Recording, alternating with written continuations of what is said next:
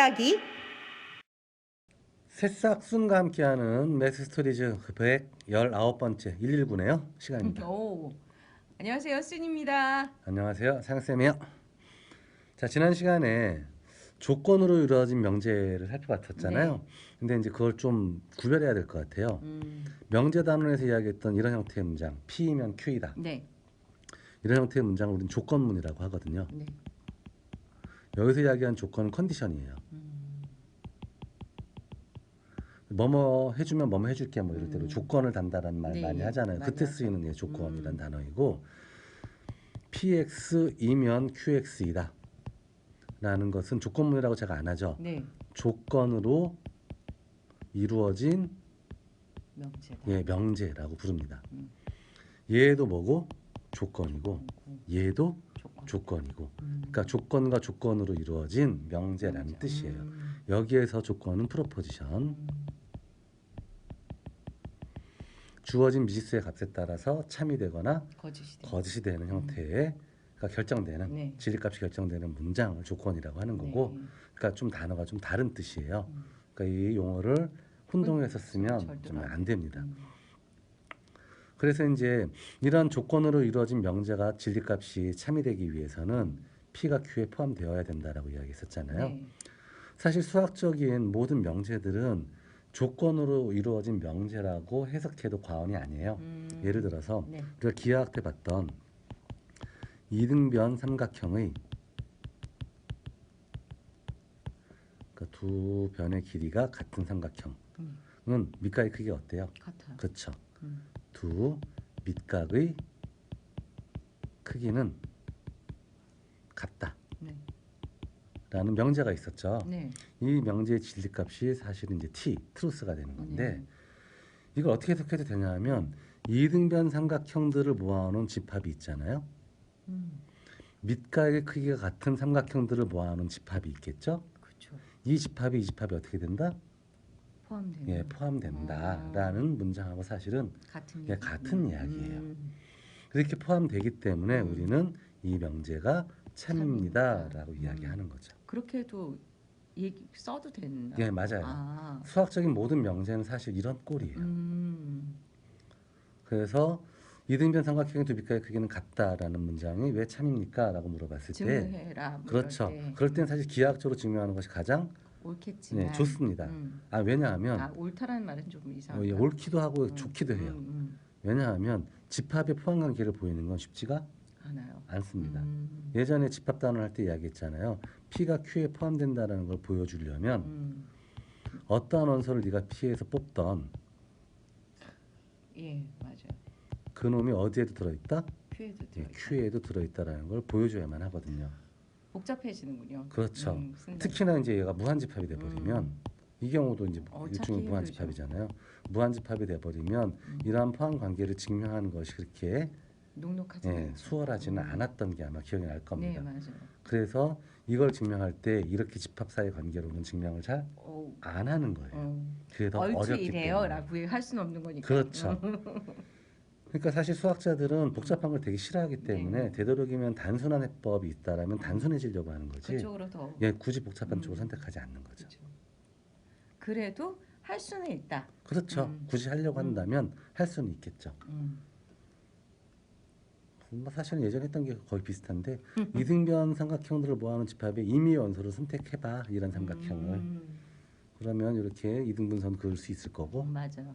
그럼 두 삼각형 합동되니까 이가 거기가 같잖아. 그러니까 이 삼각형은 어디에 속하냐면 두 밑각이 같은 삼각형들을 모아놓은 집합에 포함돼 있어. 속하는 거야. 속해 있어. 그러니까 여기에서 뽑은 임의 원소가 이 집합에 속하니까 이 집합은 이 집합에 포함되는 거야 라고 해도 상관은 없는 거죠. 표현의 차이만 있을 뿐이지. 그래서 결국 수학적인 거의 대다수의 명제들은 결국에 알고 보니 사실은 조건으로 이루어진 명제의 형태더라라는 거죠. 자, 그래서 지난번에 이제 우리가 살펴봤던 것은 이거였어요. PX라는 조건이 제가 순서만 좀 바꿀게요. X 세제곱은 1이다. QX라는 조건을 X의 제곱은 1이다. 이렇게 해볼게요. 지난번에 좀 바꿔서 뒤집어져 있었는데 그러면 이제 px이면 qx이다라는 꼴의 문장은 x의 세제곱이 1이면 그 x의 제곱은 1이다. 이런 문장이 되겠죠. 그렇죠. 이 문장은 뭐예요? 참이죠. 진리값이 참이었어요. 네.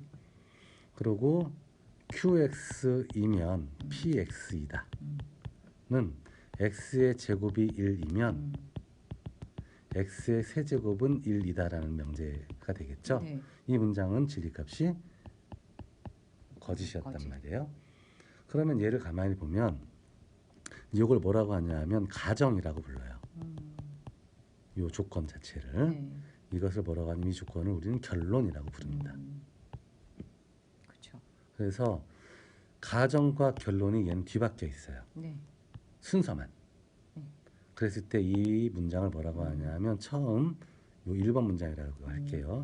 1번 이거 2번 문장이라고 하면 1번 문장의 역 명제라고 해요. 네. 들어본 적 있네요. 예. 왜 역이라고 하냐면 순서를 바꿨다. 뒤집었다. 뒤집을 역자를 쓰는 거예요. 네. 그래서 보면 알겠지만 어떤 명제, 이거 본명제라고 할게요. 주어진 본명제가 참이라고 해서 네. 역명제가 참이 되는 것은 아니다. 아니에요. 그러니까 이 진리값은 같을 수도 있지만 다를 수도 다를 수도 있다라는 겁니다. 그래서 본명제가 참이라고 하여 역명제가 참인 것은 아니다. 아니다. 이걸 다르게 표현하면 본명제와 역명제의 진리값이 늘 일치하는 것은 아니다. 뭐 같을 수도 있는 거니까 늘 같지는 않다. 이렇게 표현할 수 있겠죠. 자, 그런데 이제 조건이라는 문장에서 명제라는 문장에서도 마찬가지이고 제가 뭐뭐가 아니다 라는 문장을 만들 수 있겠죠. 결론이 아니다. 그렇죠. 그러니까 예를 들어서 x의 세제곱은 1이다라는 문장을 x의 세제곱은 1이 아니다 네. 라는 형태로 바꿔줄 수도 있겠죠. 있겠죠. 이 명제를 이 조건을 뭐라고 하냐면 이 주어진 조건의 부정이라고 해요. 그래서 무엇이 아니다. 그래서 어떻게 기호론을 표현을 하냐면 px가 x 세제곱 이퀄 1이잖아요. 그랬을 때 부정은 이렇게 했어요. 물결. 그래서 어떻게 했냐면 이것은 not p. 나피. 예. 그러니까 p가 아니다. 라는 개념으로 생각하면 되겠어요. 네. 그래서 이제 이런 부정의 개념을 그럼 또 어떻게 이해할 것이냐가 또 중요한 문제가 되는데요. 어떻게 이해해야 될까요? 생각해 보세요. x의 세제곱은 1이다라는 것은 x가 p라는 진리집합에 속한다는 문장이겠죠. 네. 이게랑 똑같은 뜻이 되는 거예요. 그렇죠. 그럼 x의 세제곱이 1이 아니다 라는 것은 속하지 x가 그렇죠. p에 속하지 않는다겠죠. 이것도 익숙하지 않나요? 익숙하네요. 그렇죠. 네. p의 여집합이라고 배웠죠. 네. 그래서 부정한다는 건 여집합을 구한다는 개념하고 사실은 같은 거구나라는 거예요. 이게 굉장히 중요한데 이 여라는 말은 잉여할 때 여자예요. 남는다는 뜻이거든요. 그러니까 얘를 제외한 나머지란 뜻이에요. 자, 왜 중요하냐면요. 하늘은 파랗다를 부정해봐라. 이런 질문 좀 생각해 볼게요. 하늘은 파랗다에 부정문을 써보세요. 그러면 되게 어린 친구들 중에 이렇게 대답하는 친구들이 있어요. 하늘은 빨갛다. 파랗다하고 빨갛다는 되게 대비되는 개념이기 때문에. 그렇죠. 그러면 이게 올바른 부정일까요? 그렇진 않을 것 같아요. 그렇죠. 아까 그래서 잉여, 여집합의 개념이 왜 중요하냐. 파랗다를 부정하면 빨갛다가 되는 게 아니라는 거예요. 그렇죠. 회색일 수도 있고 녹색일 수도 있고 어쨌든 뭐만 아니면 파란색만 아니고. 그렇죠. 그렇기 때문에 하늘은 파랗다를 부정하면 하늘은 파랗지 않다. 않다라고 해야지 자기 마음대로 하늘은 빨갛다 이러면 안 된다는 거죠. 근데 이건 제가 지금 굉장히 간단한 예를 들었기 때문에 쉽게 판단한 건데 네. 뭐 모든 어린이는 선하다. 이거 언제 들은 것 같은데. 뭐 공부 뭐 할 때지? 뭐 성선설, 성악설. 아니 수학 수업 중에 한번 이 얘기가 있었던 것 같아. 기억이 안 나네요. 예, 뭐 모든 어린이는 선하다. 선하다. 아니면 그냥 빼고 어린이는 선하다. 이 부정이 뭘까요? 굉장히 많은 사람들이 뭐라고 대답하냐면 어린이는 악하다. 그렇죠. 이렇게 대답을 한다는 네. 거예요, 실제로. 음, 그래서 반대말의 개념이라고 많이 생각을 해요, 부정을. 그렇죠. 부정은 반대말의 개념이 아니에요. 그것이 아니다. 이게 아니에요. 예. 음, 그러니까 어린이는 선하다의 부정은 어린이는 악하다라고 받아들여서는 안 된다는 거예요. 되게 헷갈리는 지점들이 있어요. 예. 그렇죠. 그런 경우 되게 많은데. 그래서 어린이는 선하다의 부정은 어린이는 선하지 않다예요. 네, 맞습니다. 예, 선하지 않다는 뭐 비열하다, 비굴하다, 뭐 여러 가지가 있을 수 있는 거잖아요. 그렇죠. 근데 악하다라는 개념은 선한 걸 제외한 나머지가 대진, 나머지 전부를 아우르는 표현은 아니죠. 아닌 거예요.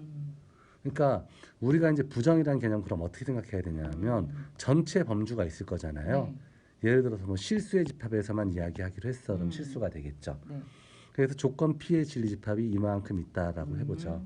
그러면 not P라는 것은 뭘 의미하냐? 요 P만 바깥쪽. 빼는, 그렇죠. 그렇죠. 빼는군요. 예. 아. 이런 개념이라고 받아들여야 되는 거예요. 그래서 부정한다는 말을 반대말을 찾는다는 개념으로 생각해선 안 되는 거죠. 명제 때도 했었죠. 게으른 학생. 예, 요것 때문에 기억났던 것 같은데 그렇죠.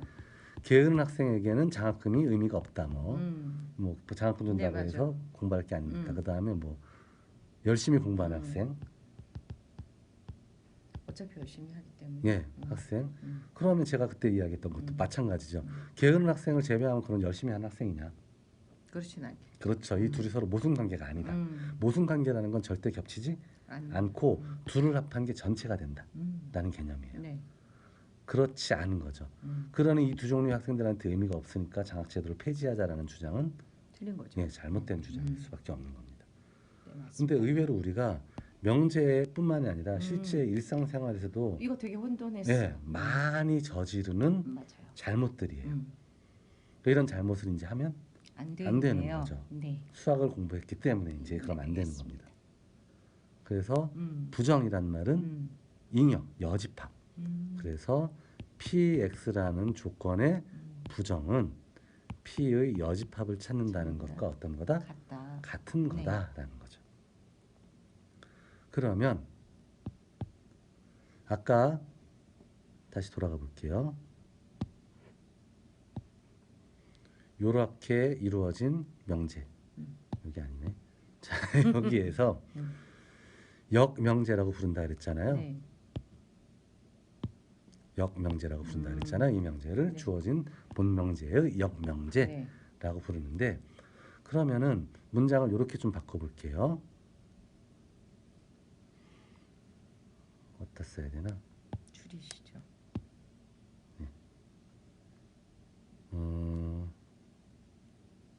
x의 제곱이 1이 아니면 x의 세제곱도 1이 아니다.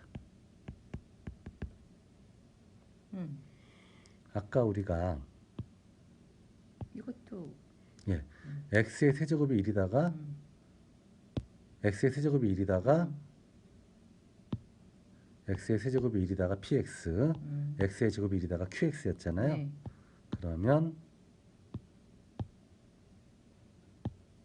그러면 얘는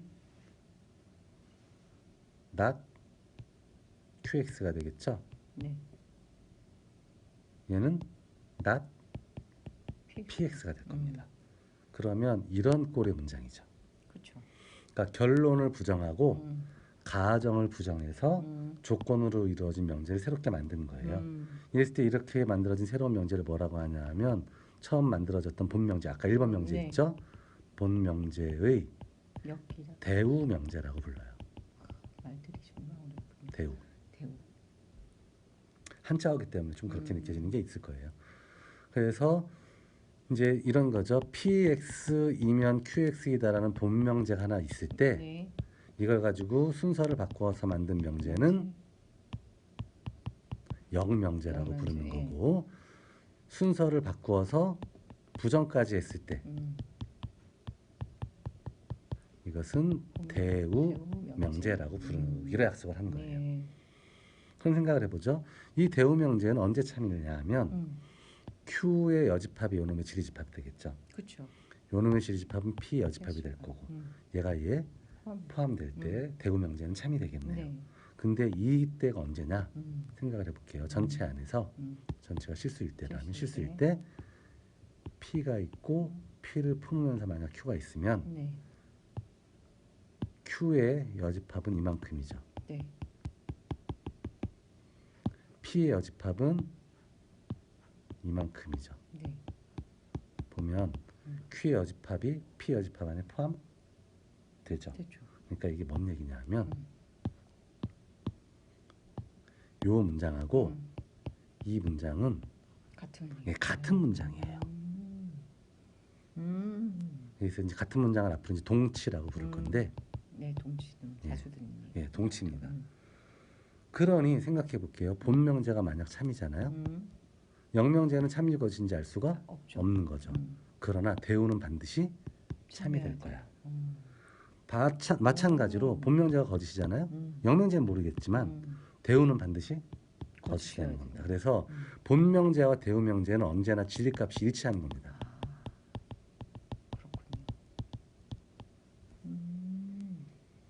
그러면 생각해 볼게요. 대우명제를 도대체 왜 배울까? 그러니까.